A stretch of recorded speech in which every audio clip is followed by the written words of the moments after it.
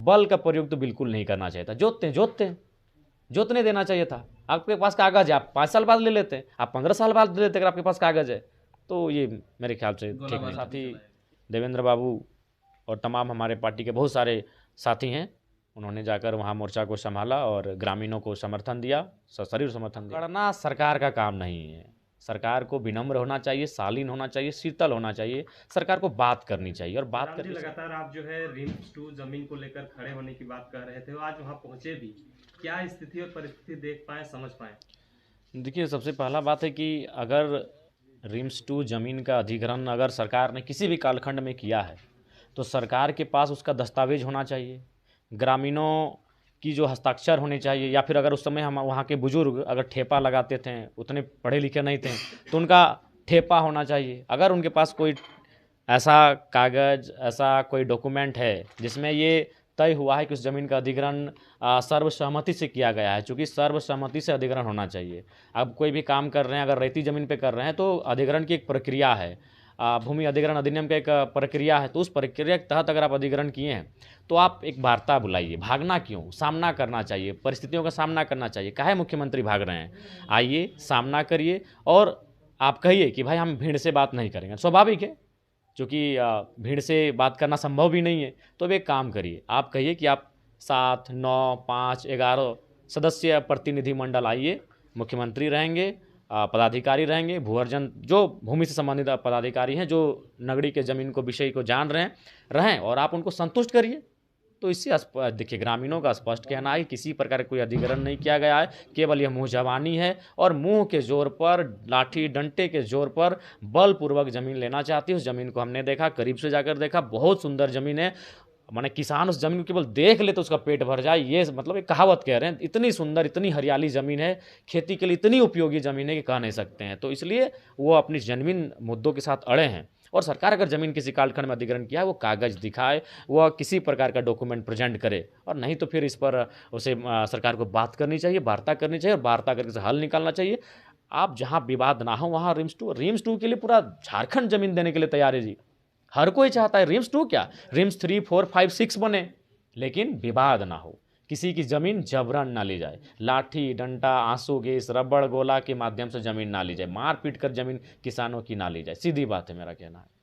आज जिस तरह से जो है पूर्व सीएम ने जो है वो उन्होंने ऐलान करा था कि हम जो है वहाँ पे जाके हल चलाएंगे, लेकिन उन्हें जो है हाउस हाँ, चूँकि हाउस अरेस्ट है आपका, कभी कभी जब लगता है कि भीड़ एक बहुत बड़ा मूव कर सकती है तो हाउस अरेस्ट कानूनी चीज़ है, हाउस अरेस्ट होता है, नज़रबंद जिसको हम लोग कहते हैं।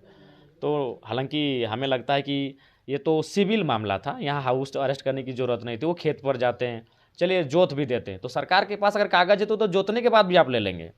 सरकार के पास इतनी ताकत है कि बिल्डिंग को आप तोड़ देते हैं अधिग्रहण के नाम पर, तो जोतने गए थे, तो इसलिए रोकना नहीं चाहिए था। ये सिविल मामला है, ये तो नहीं कहने थे कि हम लोग लाठी डंडा लेके किसी के घर तोड़ने जा रहे हैं, लाठी डंडा लेके किसी इंसान से लड़ने जा रहे हैं। ये एक ज़मीन है जिस पे हल चलाने जा रहे हैं। तो ये वायलेंट इशू नहीं था, ये क्रिमिनल इशू नहीं था, ये सिविल मामला था। इसमें बल का प्रयोग तो बिल्कुल नहीं करना चाहिए था।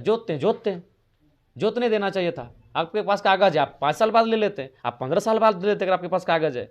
तो ये मेरे ख्याल से ठीक नहीं था। ये बहुत ही दुर्भाग्यपूर्ण है। मैं भी गया वहाँ, लोगों से बातचीत किया, थोड़ा सा विलम्ब हुआ चूँकि मेरा पतरातू में कार्यक्रम था और सुबह हम जाना चाहते थे, तो हमने वहाँ फ़ोन किया स्थानीय लोगों से, तो उन्होंने कहा विधायक जी अभी काफ़ी मैंने 12-1 बजे कार्यक्रम स्टार्ट होगा, तो हम 10 बजे जाने के लिए तैयार थे। तो फिर हम रामगढ़ पतरातू निकल गए, वहाँ 2 कार्यक्रम था और फिर वहाँ से रिटर्निंग उसी रास्ते होकर हम आए।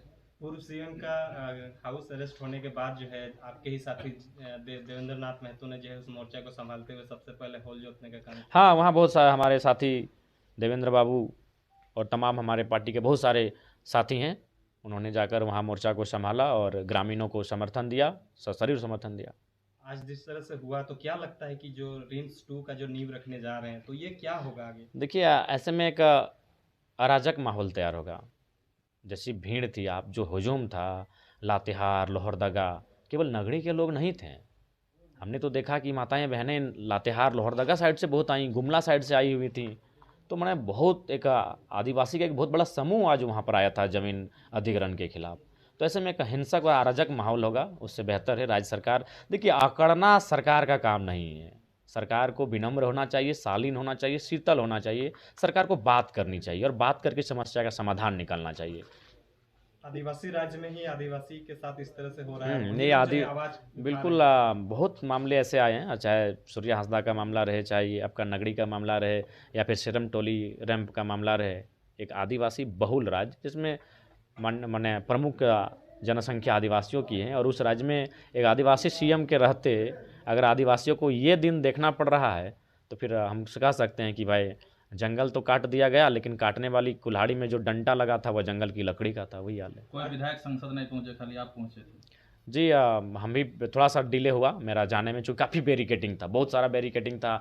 कई डीएसपी पदाधिकारी मिले और पुलिस की विधायक जी इधर से नहीं जा सकते हैं, बहुत दिक्कत है। तो फिर हम लोग दाएँ बाएँ ऐसा ऐसा रूट देखकर वहाँ गए, उनसे मिले, और मैंने ये उनको आश्वासन दिया है कि सदन में उनके मामले को हम ये जो चल रहा है सत्र, इसमें जोरदार तरीके से उठाएंगे। आज जिस तरह से बड़कागांव में आपने प्रोग्राम करा, उसमें से ये अफवाह फैलाई जा रही थी या कही जा रही थी कि वहाँ पे बहुत सारे राजनीतिक दलों का जो है लोग आपके साथ जो है आना चाह रहे थे, तो कितना कौन कौन पार्टी के लोग आए? बहुत सारे लोग। अब देखिए उतना तो मैंने आप भी देख रहे हैं कि क्या बारिश की बूंदाबूंदी थी, बहुत सारे लोग आए, और बाकायदा उनके नाम की सूचना भी है। आजसू से, बीजेपी से, जेएमएम इत्यादि, कांग्रेस से, बहुत सारे काफ़ी आज देख सकते हैं। जो हुजूम था वो कोई एआई जनरेटेड नहीं है, वो ओरिजिनल पिक्चर है, ओरिजिनल तस्वीर आप देख सकते हैं। ग्राउंड में कदम रखने के लिए जगह नहीं थी, बारिश का मौसम था, इतनी भीड़ थी। जयराम जी, इतने रिम्स 2 को लेकर विरोध प्रदर्शन हुआ, इतने विरोध प्रदर्शन के बावजूद भी जो सरकार उतावले है बनाने में, खास वही हमें समझ में नहीं आ रहा है ना। स्थानीय विधायक का तो खैर अब छोड़िए,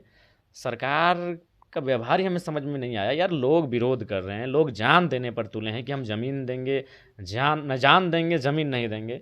ये मामला हमको याद है जब हम लोग थोड़ा सा स्कूल टाइम में थे, या उससे भी थोड़ा सा मिडिल में थे, घटना घटी थी कि नगड़ी में गोली चला। ये बहुत पुराना, आज से मामला नहीं चल रहा है।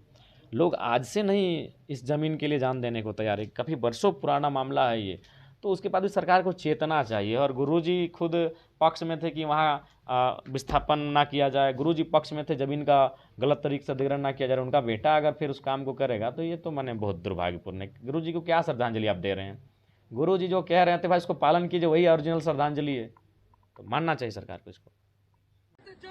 जमीन बचाओ, जय बचाओ, जमीन बचाओ, रोपा जमीन बचाओ, जमीन बचाओ, खेत जोतो जमीन बचाओ, जय बचाओ, जमीन बचाओ, रोपा जमीन बचाओ, आदिवासी का जमीन छीनना बंद करो, बंद करो, बंद करो, आदिवासी का जमीन छीनना बंद करो, बंद करो, बंद करो, नगरी का जमीन वापस करो, वापस करो, वापस करो, नगरी का जमीन वापस करो, वापस करो, वापस करो, नगरी का जमीन वापस करो, वापस करो, वापस करो, नगरी का जमीन वापस करो, वापस करो, वापस करो।